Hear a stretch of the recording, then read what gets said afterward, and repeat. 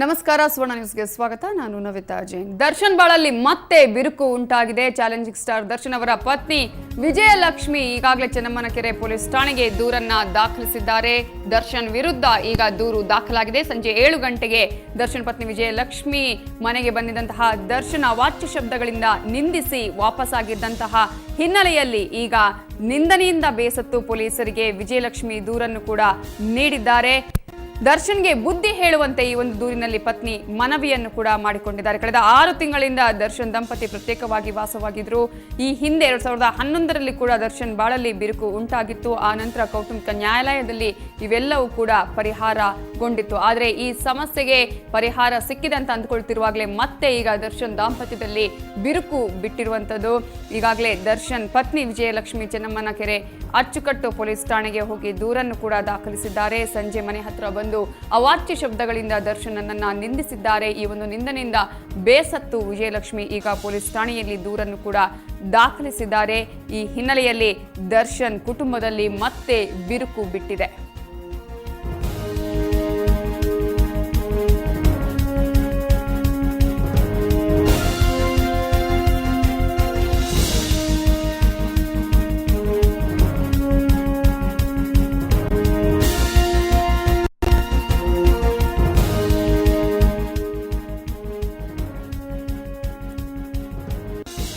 ನಟ ದರ್ಶನ್ ವಿರುದ್ಧ ಈಗ ಪತ್ನಿ ವಿಜಯಲಕ್ಷ್ಮಿ ದೂರನ್ನ ದಾಖಲಿಸಿದ್ದಾರೆ. ಈ ಒಂದು ದೂರಲ್ಲಿ ದರ್ಶನ್ಗೆ ಬುದ್ಧಿ ಹೇಳಬೇಕು ಅಂತ ಅವರ ಪತ್ನಿ ಮನವಿಯನ್ನು ಕೂಡ ಮಾಡಿಕೊಂಡಿದ್ದಾರೆ. ಸುವರ್ಣ ನ್ಯೂಸ್ಗೆ ಡಿಸಿಪಿ ಲೋಕೇಶ್ ಕುಮಾರ್ ಈ ಒಂದು ಮಾಹಿತಿಯನ್ನ ನೀಡಿದ್ದಾರೆ. ಅವಾಚ್ಯ ಶಬ್ದಗಳಿಂದ ದರ್ಶನ್ ನಿಂದಿಸಿ ವಾಪಸ್ಸಾಗಿದ್ರು.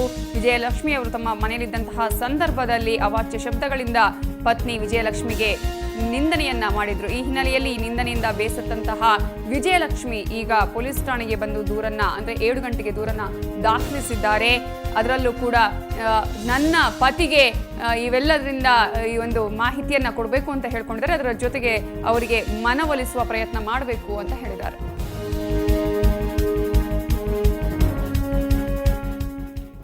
ಇವಾಗ ಮಾತನಾಡೋದಕ್ಕೆ ನಮ್ಮ ಜೊತೆ ಈಗ ಡಿಸಿಪಿ ಆಗಿರುವಂತಹ ಲೋಕೇಶ್ ಕುಮಾರ್ ಅವರಿದ್ದಾರೆ.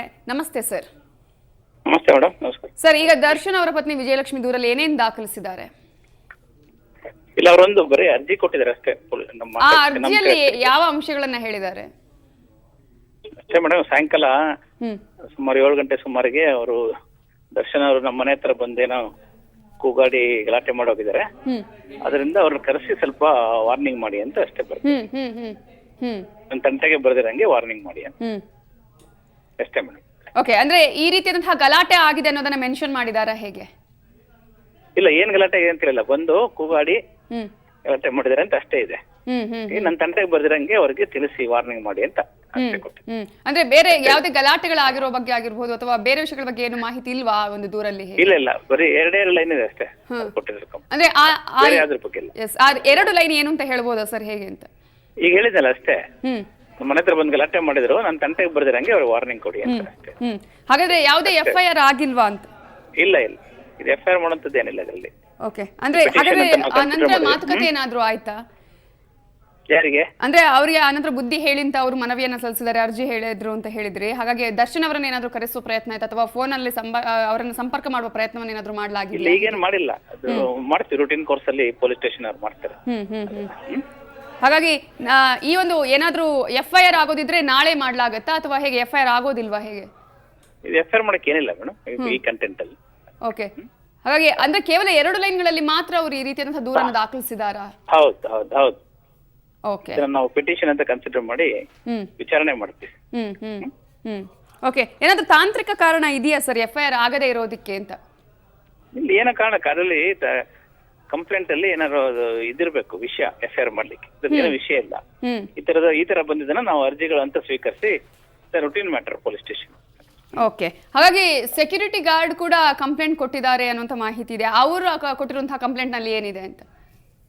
ಇಲ್ಲ ಅಷ್ಟೇ ಮೇಡಮ್, ಇದೆ, ಜಾಸ್ತಿ ಏನು ಹೇಳೋದಿಲ್ಲ. ನಮ್ಮ ಮುಂದೆ ವಿಚಾರಣೆ ಮಾಡಿ ತಿಳಿಸ್ತೀನಿ.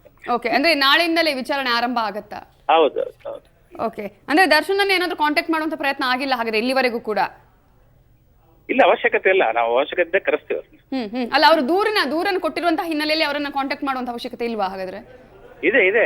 ಈಗ ಇಷ್ಟೊತ್ತಿನಲ್ಲಿ ಕಾಂಟ್ಯಾಕ್ಟ್ ಮಾಡೋ ಅವಶ್ಯಕತೆ ಇಲ್ಲ. ಬೆಳಿಗ್ಗೆ ಮಾಡ್ತೀವಿ ನಾವು. ಈಗ ವಿಜಯಲಕ್ಷ್ಮಿ ಅವರು ದೂರನ್ನ ಅಂದ್ರೆ ಕೊಟ್ಟಿರುವಂತದ್ದು, ಹಾಗಾಗಿ ಅವ್ರಿಗೆ ಏನಾದ್ರು ಭದ್ರತೆ ಕೊಡೋದ್ರ ಬಗ್ಗೆ ಏನಾದ್ರು ಅವ್ರು ಕೇಳಿದಾರ ಅಥವಾ ನೀವು ಭದ್ರತೆ ಕೊಡುವಂತಹ ವಿಷಯ ಏನಾದ್ರು ಮಾತುಕತೆ ಆಗಿದೆಯಾ?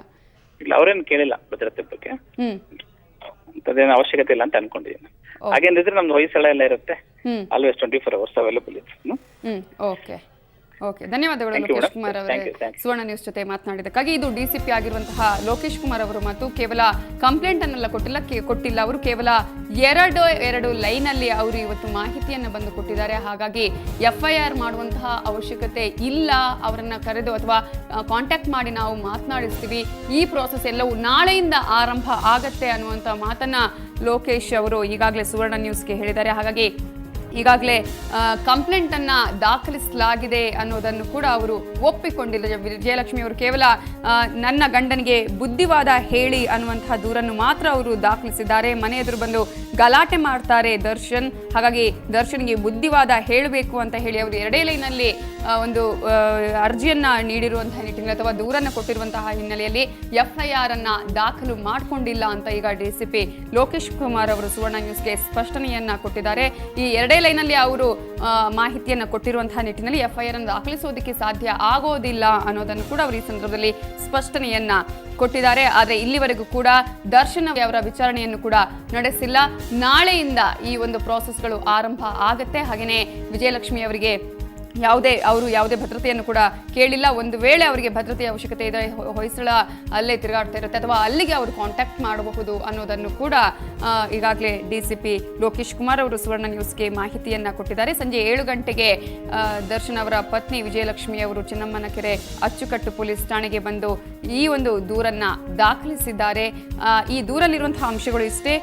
ಮನೆ ಎದುರು ಬಂದು ದರ್ಶನ್ ಗಲಾಟೆಯನ್ನ ಮಾಡ್ತಾರೆ, ಹಾಗಾಗಿ ಅವರಿಗೆ ಬುದ್ಧಿವಾದ ಹೇಳಬೇಕು ಅನ್ನುವಂತಹ ಈ ಒಂದು 2 ಲೈನನ್ನ ಈಗಾಗಲೇ ವಿಜಯಲಕ್ಷ್ಮಿ ಅವರು ನೀಡಿರುವಂತಹ ನಿಟ್ಟಿನಲ್ಲಿ ಅವರಿಗೆ ದರ್ಶನ್ ಅವರನ್ನ ಕಾಂಟ್ಯಾಕ್ಟ್ ಮಾಡಿ ನಂತರ ನಾವು ವಿಚಾರಣೆಯನ್ನ ನಡೆಸ್ತೇವೆ ಅನ್ನುವ ಒಂದು ಸ್ಪಷ್ಟನೆಯನ್ನ ಈಗ ಡಿಸಿಪಿ ಆಗಿರುವಂತಹ ಲೋಕೇಶ್ ಕುಮಾರ್ ಅವರು ಸುವರ್ಣ ನ್ಯೂಸ್ಗೆ ಕೊಟ್ಟಿದ್ದಾರೆ. ಹಾಗಾಗಿ ಮುಂದೆ ಏನಾಗತ್ತೆ ಅನ್ನುವಂತಹ ಸಾಕಷ್ಟು ಕುತೂಹಲ ಈಗ ಎಲ್ಲರಲ್ಲಿರುವಂಥದ್ದು. ಈಗಾಗಲೇ ದರ್ಶನ್ ಅವರನ್ನ ಕಾಂಟ್ಯಾಕ್ಟ್ ಮಾಡಿಲ್ಲ ಪೊಲೀಸ್ ಇಲಾಖೆಯವರು ಆಗಿರ್ಬೋದು, ಅಥವಾ ನಾಳೆ ಏನಾದರೂ ಈ ಒಂದು ವಿಚಾರಣೆ ನಡೆಯುತ್ತಾ ಅಥವಾ ಮತ್ತೆ ಪೊಲೀಸ್ ಠಾಣೆಯಲ್ಲಿ ಬಂದು ದರ್ಶನ್ ಅವರು ತಮ್ಮ ಹೇಳಿಕೆಯನ್ನ ಕೊಡಬೇಕಾಗತ್ತಾ, ಹೀಗೆ ಸಾಕಷ್ಟು ಅನುಮಾನಗಳು ಈಗ ಇರುವಂಥದ್ದು. ಈ ಹಿನ್ನೆಲೆಯಲ್ಲಿ ಮುಂದೆ ಏನಾಗತ್ತೆ, ಈಗಾಗಲೇ ದರ್ಶನ್ ಅಭಿಮಾನಿಗಳಿಗೆ ಮತ್ತೆ ಬೇಸರ ಆಗಿದೆ ಅಂತಾನೆ ಹೇಳ್ಬೋದು. ಯಾಕಂದ್ರೆ ಒಂದು ಸಲ ದರ್ಶನ್ ಕುಟುಂಬ ಈ ರೀತಿಯಾಗಿ ಬಿರುಕು ಬಿಟ್ಟಿತ್ತು, ಒಡಕು ಮುಟ್ಟಿತ್ತು ಅವರ ದಾಂಪತ್ಯದಲ್ಲಿ, ಮತ್ತೆ ಎಲ್ಲವೂ ಸರಿಯಾಯಿತು ಅನ್ನುವಷ್ಟರಲ್ಲಿ, ಈ ಕುಟುಂಬ ತುಂಬಾ ಚೆನ್ನಾಗಿದೆ ಅನ್ನುವಷ್ಟರಲ್ಲಿ ಈಗ ಮತ್ತೆ ಇಂತಹ ಒಂದು ದಾಂಪತ್ಯದಲ್ಲಿ ಬಿರುಕು ಬಿಟ್ಟಿರುವುದು ಈಗ ದರ್ಶನ್ ಅಭಿಮಾನಿಗಳಿಗೆ ಸಾಕಷ್ಟು ಶಾಕ್ ಆಗಿದೆ ಅಂತಾನೆ ಹೇಳ್ಬೋದು. ಈ ಹಿಂದೆ ದರ್ಶನ್ ಅವರು 2013 ಅಥವಾ 2011 ಕೂಡ ಈ ರೀತಿಯಾದಂತಹ ಒಂದು ಗಲಾಟೆ ಆಗಿತ್ತು. ಆ ನಂತರ ಈ ಒಂದು ಗಲಾಟೆಯಲ್ಲಿ ಕೌಟುಂಬಿಕ ನ್ಯಾಯಾಲಯ ಪರಿಹಾರವನ್ನು ಕೂಡ ಸೂಚಿಸಿತ್ತು. ಅದರ ಜೊತೆಗೆ ಇವರಿಬ್ಬರು ಕೂಡ ಆ ನಂತರ ಒಟ್ಟಿಗೆ ಬಾಳ್ವೆಯನ್ನ ನಡೆಸಿದ್ರು. ಆದರೆ 6 ತಿಂಗಳಿಂದ ಈಗ ಮತ್ತೆ ಅವರ ಕುಟುಂಬದಲ್ಲಿ ಎಲ್ಲವೂ ಸರಿಯಿಲ್ಲ ಅನ್ನುವ ಹಾಗೆ ವಿಜಯಲಕ್ಷ್ಮಿ ಅವರು ದರ್ಶನ್ ಅವರ ಮನೆಯಲ್ಲಿ ಇರದೆ ಅವರು ಓನ್ ಆಗಿ ಇನ್ನೊಂದು ಮನೆಯಲ್ಲಿ ವಾಸಿಸ್ತಾ ಇದ್ರು. ಹಾಗಾಗಿ ಮನೆಗೆ ಬಾ ಅಂತ ದರ್ಶನ್ ಅವರು ಮತ್ತೆ ಕೇಳ್ಕೊಳ್ತಾ ಇದ್ರು. ಇವೆಲ್ಲದರಿಂದ ಬೇಸತ್ತು ಹಾಗೇನೆ ಅವಾಚ್ಯ ಶಬ್ದಗಳಿಂದ ನೊಂದು ವಿಜಯಲಕ್ಷ್ಮಿ ಅವರು ಇವತ್ತು ಚೆನ್ನಮ್ಮನಕೆರೆ ಅಚ್ಚುಕಟ್ಟು ಪೊಲೀಸ್ ಠಾಣೆಯಲ್ಲಿ ದೂರನ್ನ ದಾಖಲಿಸಿದ್ದಾರೆ.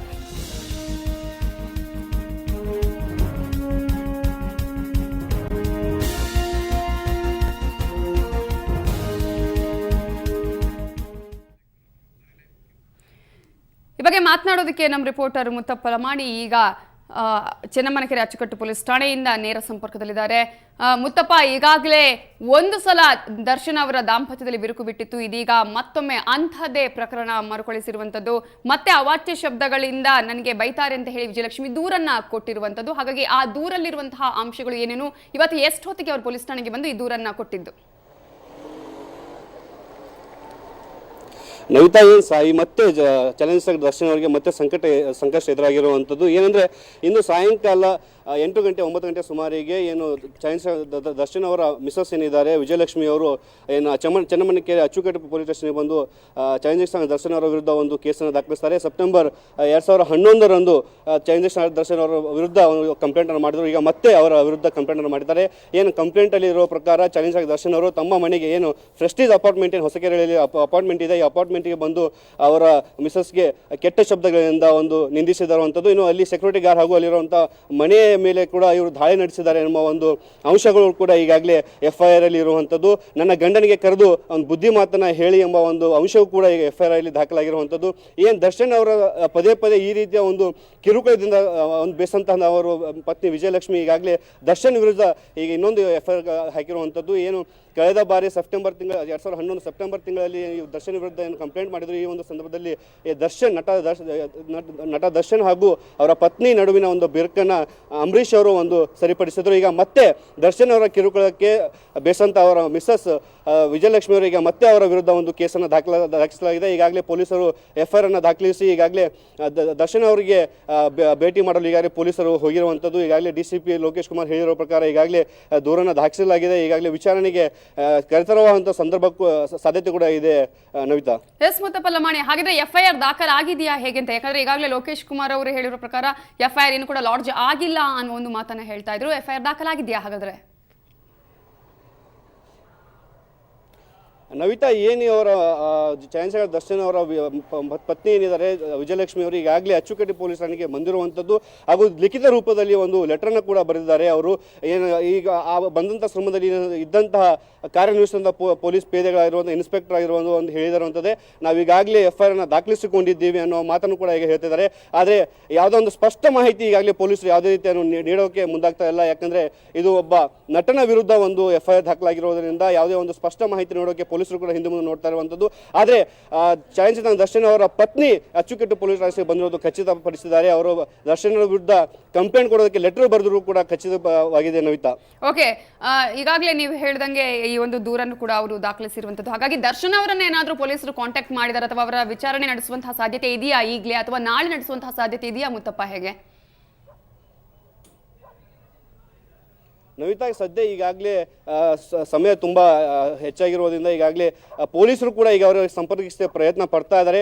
ಒಂದು ವೇಳೆ ಸಂಪರ್ಕಕ್ಕೆ ಸಿಗದೇ ಇದ್ದರೆ ಸಂದರ್ಭದಲ್ಲಿ ನಾಳೆ ಬೆಳಿಗ್ಗೆ 10 ಗಂಟೆ ಸಮಯದಲ್ಲಿ ದರ್ಶನ್ ಅವರ ಸ್ಟೇಷನ್ಗೆ ಕರೆತರುವಂಥ ಸಾಧ್ಯತೆ ಹೆಚ್ಚಿರೋದ್ರಿಂದ ಈಗಾಗಲೇ ಪೊಲೀಸರು ದರ್ಶನ ಮನೆಗೆ ಹಾಗೂ ಏನು ವಿಜಯಲಕ್ಷ್ಮಿ ಅವರು ನೆಲೆಸಿದಂಥ ಒಂದು ಅಪಾರ್ಟ್ಮೆಂಟ್ಗೆ ಕೂಡ ಈಗಾಗಲೇ ಪೊಲೀಸರು ಹೋಗಿರುವಂಥ ಅಲ್ಲಿ ಏನಾಗಿದೆ ಘಟನೆ ಬಗ್ಗೆ ಸಂಪೂರ್ಣ ವಿವರ ಪಡೆದುಕೊಳ್ಳಲು DCP ಹಾಗೂ ಇಲ್ಲಿನಂಥ ಪೊಲೀಸರು ಕೂಡ ಈಗಾಗಲೇ ಅಪಾರ್ಟ್ಮೆಂಟ್ ಹತ್ರ ಹೋಗಿರುವಂಥ ಏನು ನಾಳೆ ಇವತ್ತು ರಾತ್ರಿ ಆಗದಿದ್ದರೆ ನಾಳೆ ಬೆಳಿಗ್ಗೆ ದರ್ಶನ್ ಅವರ ಈಗಾಗಲೇ ವಿಚಾರಣೆ ತರುವಂತ ಸಾಧ್ಯತೆ ಹೆಚ್ಚಿದೆ.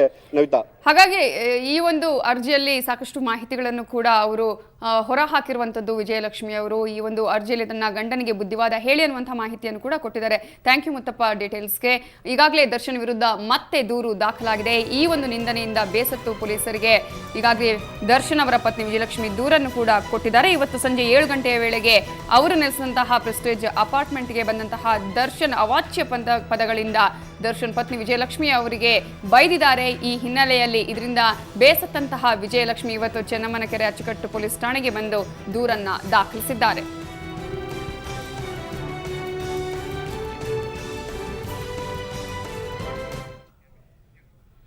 ದರ್ಶನ್ ಪತ್ನಿ ವಿಜಯಲಕ್ಷ್ಮಿ ಈಗಾಗಲೇ ಪೊಲೀಸ್ ಠಾಣೆಗೆ ಬಂದು ದೂರನ್ನ ದಾಖಲಿಸಿದ್ದಾರೆ. ಹಾಗಾದ್ರೆ ಇದರ ಬಗ್ಗೆ ಚಾಲೆಂಜಿಂಗ್ ಸ್ಟಾರ್ ದರ್ಶನ್ ಹೇಳಿದ್ದೇನು ನೋಡೋಣ.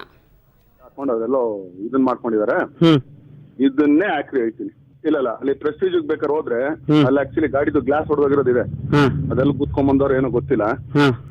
ಅದನ್ನ ಕೇಳಕ್ ಹೋದಾಗ ಅಲ್ಲಿಂದ ಕಂಪ್ಲೇಂಟ್ ಕೊಟ್ಟವ್ರು ಏನೋ ಸೆಕ್ಯೂರಿಟಿ ಅವ್ನು. So that's why searching officer ತರದು. ಇಲ್ಲ ನಾನು ಹೇಳ್ತಾ ಇರೋದು ಹಾಕ್ರಿ. ದರ್ಶನ್ ಅವ್ರ ಮಿಸಸ್ ಆಕ್ಚುಲಿ ಅವ್ರ ಬಾಯ್ ಫ್ರೆಂಡ್ ಯಾರಿಗೋ ಕಾರ್ನ 171 ಆಡಿ A6 ನ ಕದ್ಬಿಟ್ಟು ಮನೆಯಿಂದ ಎತ್ಕೊಂಡೋಗಿ ಅಲ್ಲಿ ಕೊಟ್ಟಿದ್ದಾರೆ.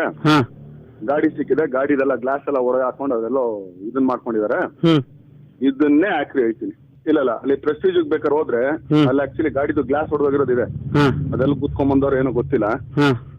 ಅದನ್ನ ಕೇಳಕ್ ಹೋದಾಗ ಅಲ್ಲಿಂದ ಕಂಪ್ಲೇಂಟ್ ಕೊಟ್ಟವ್ರು ಏನೋ ಸೆಕ್ಯೂರಿಟಿ ಅವ್ನು. So that's why searching officer ತರದು. ಇಲ್ಲ ನಾನು ಹೇಳ್ತಾ ಇರೋದು ಹಾಕ್ರಿ. ದರ್ಶನ್ ಅವ್ರ ಮಿಸಸ್ ಆಕ್ಚುಲಿ ಅವ್ರ ಬಾಯ್ ಫ್ರೆಂಡ್ ಯಾರಿಗೋ ಕಾರ್ನ 171 ಆಡಿ A6 ನ ಕದ್ಬಿಟ್ಟು ಮನೆಯಿಂದ ಎತ್ಕೊಂಡೋಗಿ ಅಲ್ಲಿ ಕೊಟ್ಟಿದ್ದಾರೆ. ಗಾಡಿ ಸಿಕ್ಕಿದೆ, ಗಾಡಿ ಬೇಕಾದ್ರೆ ಹೋದ್ರೆ ಅಲ್ಲಿ ಆಕ್ಚುಲಿ ಗಾಡಿದು ಗ್ಲಾಸ್ ಹೊಡೆದೋಗಿರೋದಿದೆ, ಅದೆಲ್ಲ ಕೂತ್ಕೊಂಡ್ ಬಂದವ್ರು ಏನೋ ಗೊತ್ತಿಲ್ಲ. ಅದನ್ನ ಕೇಳಕ್ ಹೋದಾಗ ಅಲ್ಲಿಂದ ಕಂಪ್ಲೇಂಟ್ ಕೊಟ್ಟವ್ರು ಏನೋ ಸೆಕ್ಯೂರಿಟಿ ಅವ್ನು. ಸೊ ಹಾಕೊಂಡು ಅದೆಲ್ಲೋ ಇದನ್ನ ಮಾಡ್ಕೊಂಡಿದ್ದಾರೆ, ಇದನ್ನೇ ಹಾಕಿ ಹೇಳ್ತೀನಿ. ಇಲ್ಲ ಅಲ್ಲಿ ಪ್ರೆಸ್ಟೀಜ್ ಬೇಕಾದ್ರೆ ಹೋದ್ರೆ ಅಲ್ಲಿ ಆಕ್ಚುಲಿ ಗಾಡಿದು ಗ್ಲಾಸ್ ಹೊಡೆದೋಗಿರೋದಿದೆ, ಅದೆಲ್ಲ ಕೂತ್ಕೊಂಡ್ ಬಂದವ್ರು ಏನೋ ಗೊತ್ತಿಲ್ಲ. ಅದನ್ನ ಕೇಳಕ್ ಹೋದಾಗ ಅಲ್ಲಿಂದ ಕಂಪ್ಲೇಂಟ್ ಕೊಟ್ಟವ್ರು ಏನೋ ಸೆಕ್ಯೂರಿಟಿ ಅವ್ನು. So that's why searching officer ತರದು. ಇಲ್ಲ ನಾನು ಹೇಳ್ತಾ ಇರೋದು ಹಾಕ್ರಿ ದರ್ಶನ್ ಅವ್ರ ಮಿಸಸ್ ಆಕ್ಚುಲಿ ಅವ್ರ ಬಾಯ್ ಫ್ರೆಂಡ್ ಯಾರಿಗೋ ಕಾರ್ನ 171 ಆಡಿ A6 ನ ಕದ್ಬಿಟ್ಟು ಮನೆಯಿಂದ ಎತ್ಕೊಂಡೋಗಿ ಅಲ್ಲಿ ಕೊಟ್ಟಿದ್ದಾರೆ. ಗಾಡಿ ಸಿಕ್ಕಿದೆ, ಗಾಡಿದೆಲ್ಲ ಗ್ಲಾಸ್ ಎಲ್ಲ ಹೊರಗೆ ಹಾಕೊಂಡು ಅದೆಲ್ಲ ಇದನ್ನ ಮಾಡ್ಕೊಂಡಿದ್ದಾರೆ. ಇದನ್ನೇ ಹಾಕ್ರಿ ಹೇಳ್ತೀನಿ. ಇಲ್ಲ ಅಲ್ಲಿ ಪ್ರೆಸ್ಟೀಜ್ ಬೇಕಾದ್ರೆ ಹೋದ್ರೆ ಅಲ್ಲಿ ಆಕ್ಚುಲಿ ಗಾಡಿದು ಗ್ಲಾಸ್ ಹೊಡೆದೋಗಿರೋದಿದೆ, ಅದೆಲ್ಲ ಕುತ್ಕೊಂಡ್ ಬಂದವ್ರು ಏನೋ ಗೊತ್ತಿಲ್ಲ. ಅದನ್ನ ಕೇಳಕ್ ಹೋದಾಗ ಅಲ್ಲಿಂದ ಕಂಪ್ಲೇಂಟ್ ಕೊಟ್ಟವ್ರು ಏನೋ ಸೆಕ್ಯೂರಿಟಿ ಅವ್ರು. So that's why searching officer ಇರೋದು. ಇಲ್ಲ ನಾನು ಹೇಳ್ತಾ ಇರೋದು ಹಾಕ್ರಿ ದರ್ಶನ್ ಅವ್ರ ಮಿಸಸ್ ಆಕ್ಚುಲಿ ಅವ್ರ ಬಾಯ್ ಫ್ರೆಂಡ್ ಯಾರಿಗೋ ಕಾರ್ನ 171 ಆಡಿ A6 ನ ಕದ್ಬಿಟ್ಟು ಮನೆಯಿಂದ ಎತ್ಕೊಂಡೋಗಿ ಅಲ್ಲಿ ಕೊಟ್ಟಿದ್ದಾರೆ. ಗಾಡಿ ಸಿಕ್ಕಿದೆ, ಗಾಡಿ ಬೇಕಾದ್ರೆ ಹೋದ್ರೆ ಅಲ್ಲಿ ಆಕ್ಚುಲಿ ಗಾಡಿದು ಗ್ಲಾಸ್ ಹೊಡೆದೋಗಿರೋದಿದೆ, ಅದೆಲ್ಲ ಕುತ್ಕೊಂಡ್ ಬಂದವ್ರು ಏನೋ ಗೊತ್ತಿಲ್ಲ. ಅದನ್ನ ಕೇಳಕ್ ಹೋದಾಗ ಅಲ್ಲಿಂದ ಕಂಪ್ಲೇಂಟ್ ಕೊಟ್ಟವ್ರು ಏನೋ ಸೆಕ್ಯೂರಿಟಿ ಅವ್ರು. ಇದು ದರ್ಶನ್ ಅವರ ಪ್ರತಿಕ್ರಿಯೆ. ಹಾಗಾಗಿ ವಿಜಯಲಕ್ಷ್ಮಿ ಅವರು ಈಗಾಗಲೇ ದೂರನ್ನ ಕೊಟ್ಟಿದ್ದಾರೆ. ಇದರ ಬಗ್ಗೆ ಇನ್ನಷ್ಟು ಮಾಹಿತಿ ಕೊಡ್ತೀವಿ ಬ್ರೇಕ್ ಆದ್ಮೇಲೆ.